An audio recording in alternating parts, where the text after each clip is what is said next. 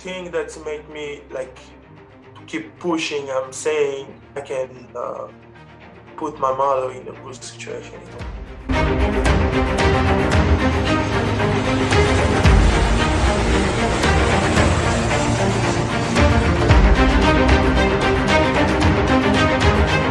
Hey guys, we're back, and I'm with my guy Junior. Junior, do you mind introducing yourself and talking about like some of your time playing in France and Spain over the years? Yes, sir. My name is Junior. I'm 20 years old, and I'm from Congo, but I started playing basketball in Spain. I started in 2016 in Spain, and then I moved to France. I played 2019, 2020 in Le Mans. And then I play in Cholet. Right now I play in Cambrai, 3rd division in France. So I just move, still keep working, and then you know what it is. Yes, sir. Yes, sir. You were born in the Democratic Republic of the Congo, and not a lot of players really have much opportunity there because, not just like, I guess you can say the media coverage there, but also just, like basketball teams and programs there is not too much, So do you mind touching on that and like what really stands in a way, I guess you can say, of making a career out of basketball? In Africa, especially in my country, it's really hard to go out, like to show your talent to other people, like we don't have a good, really good like place that you can play basketball. We play in Power County now. We don't have a really good gym, But me, I had a really I had a really good opportunity because I think I'm a little bit lucky because like no every player have the same opportunity with me, like I start basketball like 2 years, like I start basketball in 2016 in January, and in the same year in 2016 in December, I leave my country, but there are a lot of players in my country, a lot of talents, like they don't have a certain opportunity. So if I can talk a little bit about my career, how I leave my country. Yeah. And in the beginning, it was just for fun, like I never played basketball before, I was boxing, and people told me, in Africa, when you're tall, you're strong, they told you have to play basketball, you start basketball, Mm-hmm. I was like, oh damn, I don't like it. And after that, I started to play like with friends, and then I fell in love, And after that, in 2016, in January or March, I think, Serge Ibaka, I don't know if you guys know Serge Ibaka. Of course. Is Congolese Spanish, and every year he do a training camp, bring a young player and do some stage, like 2 or 3 days. Mm-hmm. And I was one of the guy in his stage, like in the camp. I was named MVP of the camp, Serge Ibaka told me to go in other states, first I wanted to go to Montville, like Montville would be high school over there, But, in Africa to get visa is really hard, man. Mm-hmm. Especially visa for another states is really fucking hard. And I didn't get a visa like twice. I think 3 times or twice, like I don't remember. You're like age 16? Yeah, 16. Yeah, I was 16. Yeah, exactly 16. Because I was in 2000, so I was 16.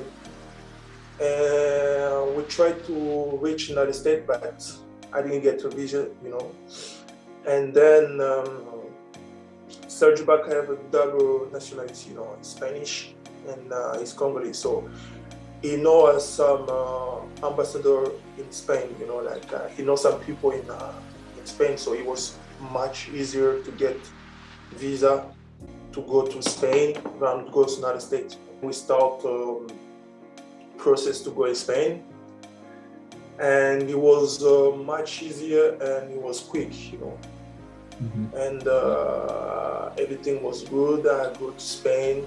I was in Madrid. I was playing in an academy. The name is Torrelodones. I don't know you guys if you know it.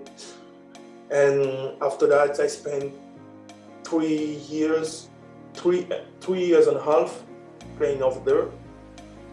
But in the beginning, it was really hard, like for me, it was a little bit, it was a little bit hard and a little bit easier because first, the language was not the same, you come in the country, you don't speak Spanish, you need to start school, But me, it was a little bit easier because I was speaking a little bit English, But in the basketball core, it was easy because the basketball language is same, like screen, something like that. It'll be same, like you can understand. But in the school, it was totally different. The professor, the teacher didn't speak English, so I was studying in Spanish, and I was understanding shit. I was like nothing, and after 6 months, start like learning Spanish, and I start to speak a little bit, and then everything start to going good, but you fall away from your home, you're young, you don't have your mother, you have a family, it's a little like big deal, like it's complicated, like sometimes you say, oh fuck it, I want to go back home, but it is what it is. You're trying to reach our goal, so I keep it, and then after my 3 years in Spain, in my last junior year in Spain, I finished Final Four, and then I got offer for Le Mans. Le Mans is a big club in France. They play in first division, and I got offer over there, and I was like, okay, let's go in France, because in France I have a family here too. I have like uncle, aunt, but in Spain I had nobody. Like in the beginning of the season, I got injury. My bone in my left foot was broke. And then I stopped playing like 6 months. So it was a tough time, but it is what it is. It's sport, And everything good. I tried to play, and COVID came, so everything was like off. And I was in my home. I was like, oh fuck, I didn't play this season. So how can I get a job next season? Like you don't have anything to present to the coach, to the scouts. Were you like conditioned around that time too, like to your standards of where your conditioning usually is?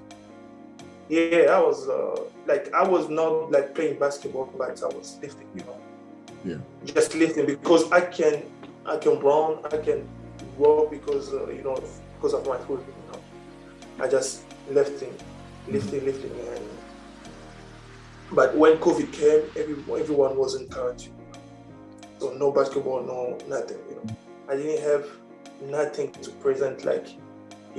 You came in the different country first year, you didn't play, nobody know you, And then I was asking myself what I'm gonna do. I talked with my agent, but thanks God, when I was in Spain, so many scouts was looking at me, like French scouts and other guys. And when in Le Mans, things didn't went good, everything was fucked up. And I had the message from the coach of Cholet basketball. I don't know if you know Cholet. It's the same division, same division with Le Mans, And the coach say to me, "Hey Junior, what's up? I know that this season you didn't play at all because of your injury. But we know you're a good player. We scouting you for since 2 years. We would like you to join our team. I was like, damn, that's good. Was that the only offer you had at that time? Because there were a lot of scouts there. I had 2 offers. Yeah. First, it was Cholet, and second, it was Levallois. It's the same division. Yeah. But Levallois, I didn't want to go there because they wanted to put me like as a second backup, you know. Yeah. As a backup. I was like, fuck it, I don't want to get. Like the starter was not good, you know. So they say if you want to come here, we will put you as a backup. I was like, fuck it. But in Cholet, they say you will be starter and everything. And I was like, okay. And then I go to Cholet and everything was good. And playing and finish the season. We go until final of our division. But we lost against Asvel in final. So after that, I did a good season, like you know. I was average 11, 7 rebounds, you know, like it was good. Mm-hmm. And this season I had offer here in France and in Belgium too, in first division Belgium. But I decided to stay here in France because I have more family in France, you know. Mm-hmm. Make you feel like yeah, I feel more comfortable in France. The language, do you have that down pat? In French? Yeah. Yeah, I speak French, man. Perfect. I speak French because in Congo, I speak 4 languages. I speak French, English, Spanish, and Lingala. Lingala is my hometown language. Who would you say really inspired you as a player from Africa? From Africa, I can say there are a lot of players, but first I would say Serge Ibaka because he's from my hometown. If he struggled like me, you know how he did struggle over there. And the second, I can say Serge, whose name? Joel Embiid, you know, because this guy is really incredible, you know, like he's from nowhere and right now literally like dominate the league, you know. For me, he's a great player in his sports, right? Like right now, actually, in the league, you know, because when you see guys like him, like 7-footer, like he can dribble, he can shoot, like it's just wow, you know. How was it when Serge Ibaka came to that camp and he was kind of like not only giving you like advice on the court, but like talking about the struggles that come with being from the Congo? He was just saying that we need to keep working, you know, because basketball life, basketball career is not that easy, you know. People just see money, people just see contract, but they don't really see what happened, you know. Right now I live it, you know, I feel it right now because I'm professional basketball. Right now I feel it like basketball is not easy, you know, like people think, you know. It's not just about playing basketball, you know. It's about mental, it's about everything, you know, everything come with this, you know, like it's not just about playing basketball and win the game, you know. It's like your situation, chemistry, the coach, school. Everything, like pressure, school, you know, everything. Family. Yeah, exactly. Because Serge was telling us this before, but when you're young, you know, you don't really understand what it is. But now I grow, I see things I was going, you know, in the end of the day, it's a business, you know. It's really business, man. You know, people, I don't know how to say it in English, like people can love you and can hate you at the same time. I feel it when I was in injury, when I got injured, you know, I was like, huh? Did you feel it when you were hurt? Like, what was the big sign? Yeah, when I signed, every scout, every coach was texting me, was texting me, oh, how is going? Come on, man, you need to come in. Like, so many university in states, he was texting me, to go over there. But when I got injury, everything is gone. Nobody was texting me, just my agent and other guys, And when I go to Cholet, I did a good season, and the same guy starts texting me. I was like, come on, man. I see right now the reality of sport, Yeah. That's why I'm saying, in the end of the day, it's a business. It's really a business. Mm-hmm. There's the same guy that's texting you, the same coach is texting you. If he's not the real good man, the day that you will get injury, the day that you will be in struggle, he will say, fuck it, next. Mm-hmm. So that's the same thing Serge was telling us in the beginning, but we didn't really realize it because we were young, As a player that went through, like, I guess you can say, the fakeness and the realness of that, what do you think scouts have to do to, like, change, like, their approach and their mentality when talking to you guys and, like, trying to scout you, not just for your talent, but for who you are as a person? Yeah, I mean, for me, first, the scouts need to see first the talents of the player. But after that, he's a human being, Exactly. You need to be with him in the good situation and in the bad situation. That's the thing that so many scouts, so many scouts, so many coaches don't do it. Mm-hmm. Like, when kid is good, is right now, like, he's with him, texting him every time, like this, But when kid is in struggle, guys go, That's really bad, like really bad. For me, I will just say the scouts need to talk with the kid, but you need to think also that he's a human being. Mm-hmm. Don't just think about business, because so many of these guys think about this, Yeah. They just care about business, But after that, the guys have family, It's really hard, but the thing that make me, like, to keep pushing, I'm saying I can